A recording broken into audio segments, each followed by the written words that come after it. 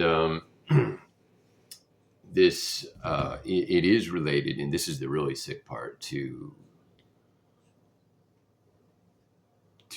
actual gang stalkers. And for those of you who don't know what gang stalking is,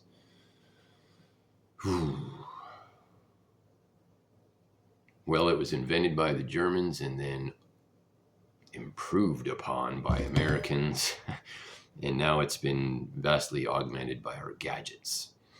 But in our cryptocurrency, and and stuff like that. But there are many documented cases. This goes back decades. It's not necessarily a new thing, but it is getting worse.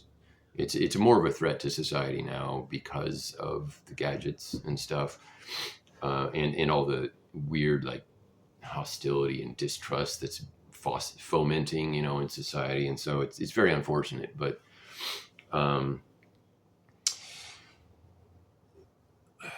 you can, I guess, if people want to learn about it, there's a few reliable sources, online, where you can learn how to recognize what it is, like how to identify if you are encountering it, or if someone's trying to recruit you to do it. And don't do it. Don't.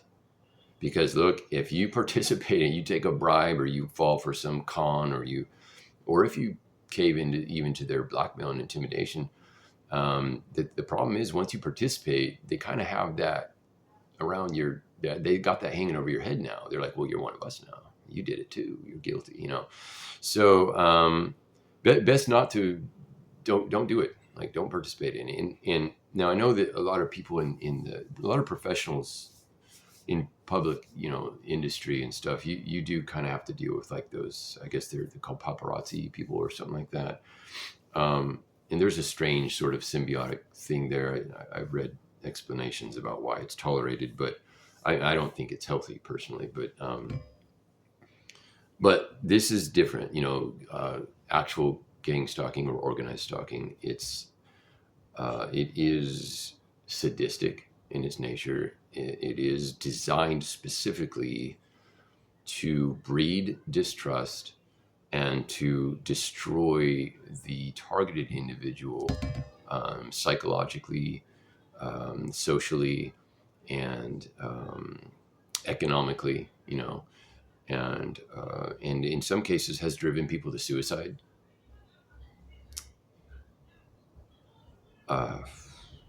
And or like, mental collapse. It's gotten people hospitalized. And the problem with it too is that it attracts psychopaths. I mean, normal, healthy people, unless you really, really con them into thinking that they're, protecting the neighborhood or something from some big bad wolf character, some boogeyman character, unless you really con them, most people are not going to take a bribe to pull a long con on somebody and just, like, ruin their relationships, right? Or spy on them, like peeping toms. Like, that's gross behavior. And even a lot of people, even the people, I want to believe that even a lot of people wouldn't cave to blackmail either. Like do this or else. Some obviously do, obviously. And the fact that government officials and law enforcement personnel participated in, blackmail, bribery, and fraud, elaborate deception, so I'll just call it fraud, in order to get individuals to participate in this, that's really, really shameful. And it is ungodly, it is unconstitutional, and it is very, very harmful.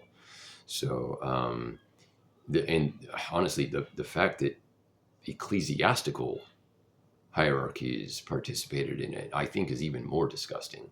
Because, I mean, what a brazen mockery of God, right?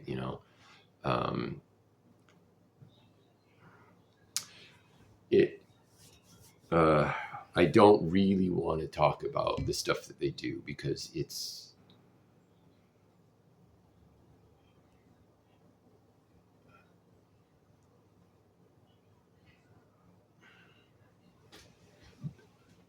being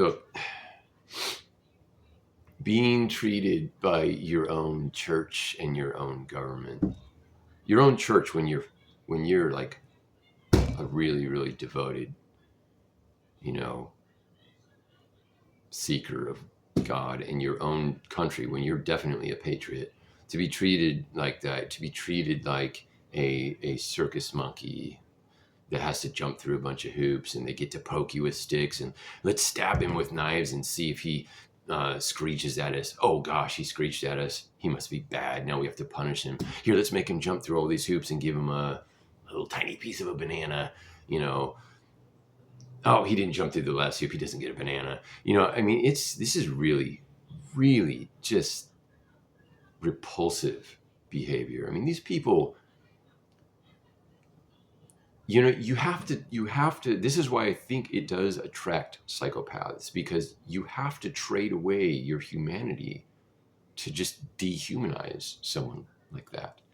It's a really, really disturbing thing. And I did, you know, I have written to some authority figures to alert them to what's going on, and a little bit of the methodology, and even name some people who've been harmed or who are witnesses of it, and I've asked them to intervene, and they didn't. And, you know, I remember I wrote to the DOJ and the FBI. I wrote to the Congressional Oversight Committee, the Senate Intelligence Committee, you know, the Mormon church headquarters, because a bunch of Mormons were involved in it.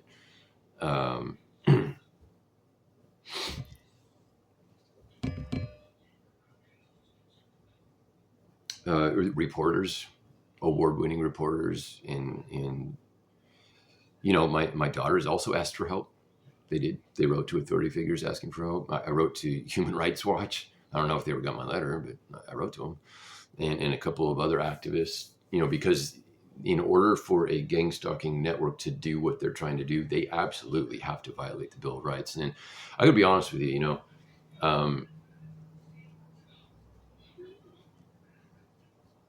you hear a lot of people these days, they all about their rights and their entitlement and stuff like that. And you know, so I hesitate to use the term the civil rights activist or attorney, but that, I mean, that is what I need. I do intend to sue this church and a couple of departments, but and you know, and if they think they did nothing wrong, well, then let me take you to court and show, you know, I'll show my evidence and witnesses, and you can make all the excuses you want. But look, if anybody can read the Bill of Rights, anybody can read the Declaration of Independence, which is how we got the Bill of Rights. And yeah, that was actually signed by, you know, they say, well, that isn't the law, but I mean, that is an official act of, you know, the people who were the appointed government at the time. And the Constitution gives us the framework, the structure, and the Bill of Rights is you know, the principles of our liberty, and the restrictions placed upon those who are in authority, so they do not abuse the authority, so that we can all get along as citizens and enjoy life, and with, you know, with some dignity and a good chance of prosperity. And so, yeah, but anybody can read the Bill of Rights in Articles 1 through 5, and off the top of my head, I would say 7 and 10 also. I'll have to double check. But that's all of those were violated repeatedly. Yeah, I need to double check if it's 6, 7, or 8. It's one of the ones in the middle. But but anyway, repeatedly, I mean, a lot of violations that were done to myself, Stephen William Prince, and to my two daughters, Emily Ann Prince and Elizabeth Catherine Prince, by these institutions, both ecclesiastical and civil authorities. And that's no exaggeration. I'm not making it up. I'm not making excuses. This happened. Okay, I didn't, man. And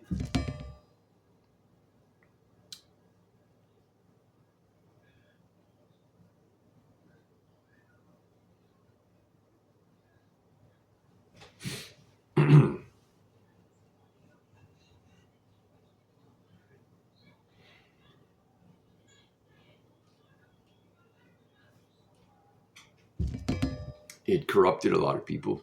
It hurt a lot of people. It confused a lot of people, defrauded a lot of people, put a lot of people in compromising situations. And it could have been stopped years ago. Years ago. There was no good reason for it. Okay. So these hypocrites that just, they get up there and talk about God, or they get up there and talk about, liberty, justice, and truth. And then they sit on their asses when something like this happens, twiddle their thumbs and say, hey, poor sucker, I'm glad it isn't me. But hey, as long as the voters don't know, hey, as long as the people writing the checks don't know, right? People made money off me and my daughters too. They did exploit us and generate revenue at our expense without our agreement by unscrupulous, unethical attack methods. And, so yeah, I definitely want to pursue litigation, and I want to get financial compensation for what was done so I can get back to business. Uh, I need to have a home. I need to have personal growth, personal development, and run a business. And no, you cannot require me to be employed by other people. I can be self-employed. I'm an American citizen. I can run my own business. I'm allowed to do that. But, obviously, if you take away my property rights, privacy rights, reproductive rights, my right to assemble with other adult citizens and enter into agreements with them, contracts, and just like, and you won't allow me to live by my conscience. I mean, I have a benevolent, religious principles that are important to me, spiritual principles, whatever. Some people don't like the word religion, but you get the point. There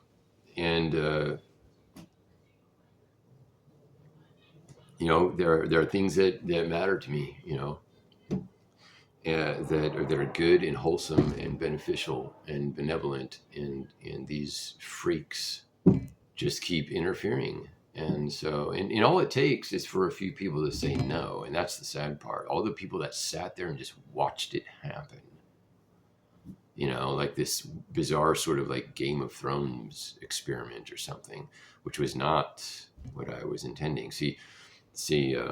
Well, let's get into the cult stuff here in a second. Okay, so anyway, oh my gosh, stalker, right? I got to get back to that. Okay, so these people were gang